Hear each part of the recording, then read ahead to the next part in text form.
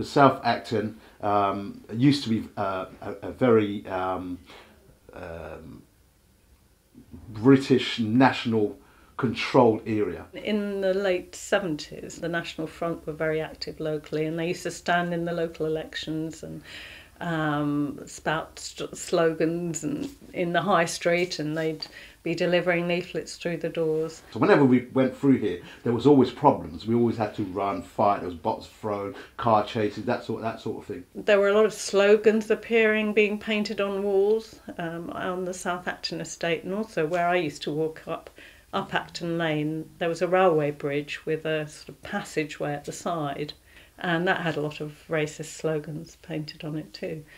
So we decided at one point to have a paint out on the South Acton estate and paint out these slogans, and come along home with our paintbrushes and paint them over, because the council in those days didn't do much about them. There wasn't this, you couldn't call up someone now from environment and they'd come out.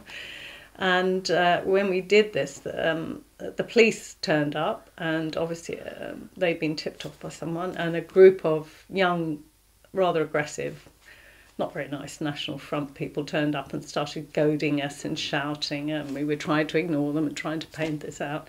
And then one young man in our group lunged at them, and they took that as the opportunity for a general fracas, and a fight started to break out. So I sort of stepped back, and at that point the police sort of made a move to come in, but instead of arresting the National Front guys or even someone from the guy from our side who'd started it, they seized this rather tubby guy. And obviously he was easy to get hold of. They wanted someone to arrest, I think, and that was the reason why. So they arrested him, and I heard later he was actually being charged. I couldn't believe it. I thought, they must be mad.